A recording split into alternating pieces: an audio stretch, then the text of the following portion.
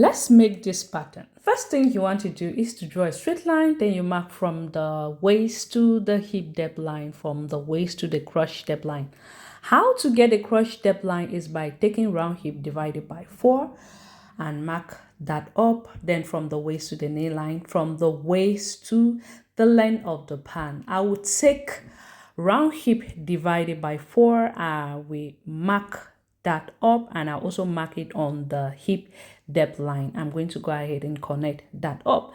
To get the crotch extension is by taking 1/4 of the hip, divide it by 4, whatever you have, you're going to mark that up, go up by 2 inch and connect it up like this. After doing so, I'm going to go in by 3/4 inch, go down by 3/4 inch, connect it to meet that 3/4 inch and connect it up to meet up this side. Before I do so, I'm going to go ahead now, mark 1/4 of the waist, then plus 1 inch or half inch of sewing allowance depending on you. I'm going to go ahead and mark the nipple to nipple divided by 2, whatever I have. I'm going to mark that up. I will connect it with a straight line.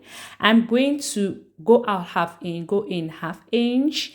Normally for a normal pattern, you normally go up from the hip depth line by 2 inch or 2.5 inch and mark that up. I'll be marking from the waist all the way down. That's the length of the, that is about 4 inch. I'm going to go ahead and just connect these points up like this. The next thing I'm going to do is to go ahead now and connect this line up like this with straight line. Once I'm done doing so, take round knee line divided by 2, mark that up and connect it up. Round ankle divided by 2, mark that up, and I'm going to go ahead and connect it up all the way like so. Like you can see me doing right here, and I'm going to do the same thing right here.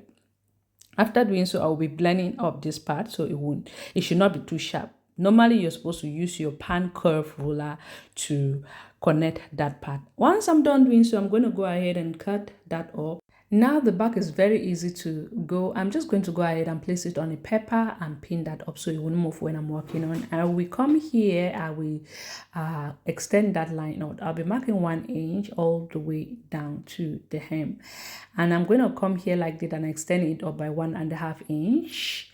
You can do 2 inch. This part I'll be marking 1 inch, but you can do 1.5 inch, okay?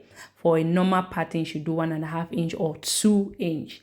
At this top part, I'll be going up by 1 inch, but for a normal pattern, you should do 1.5 inch. We are working with this a hip of 38 or 36, but if you're working with a hip above that, you should go up by 2 inch. I'm going to go ahead and connect these points up like you can see right here.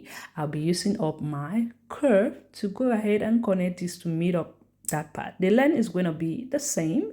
I'll just mark where the knee lines is and the crotch depth line, the hip depth line, because we'll be needing especially the knee line later on. So I'll just go ahead and connect this part right there, and here I'm going to extend it up by 1/2 inch. You can do up to 1 inch. All right, remember the back is made to be wider than the front.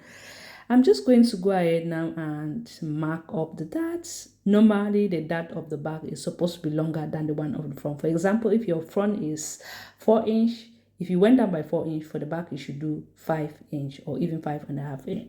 We have both the back and the front.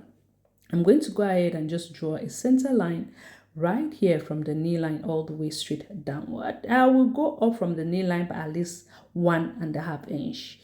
All right. Once I'm done doing so, we are going to go ahead now and just mark about 1 inch from that line that we went up from the knee line. All right, mark and connect it up like this. Can you see that? And then after that, we're going to go ahead and open it up. Grab another paper. We're going to do spray it up. We are doing splash and spray method right here. I'll just pin it up and I will draw a center line for it to be the guideline. From that center line, you can extend it up by 2 inch. You can do 4 inch depending on how flare you want it to be at the hem. I hope this part is clear. So once I'm done doing so, I'll just connect this part to make sure they are straight. Then I'm also going to go ahead and do this part. Now I will have to go ahead and add up pepper at the side and connect it all the way to mid down, and do the same thing right there. Once I'm done doing so, we're going to be adding about 1 inch. Okay, add up 1 inch of your allowance at the hem.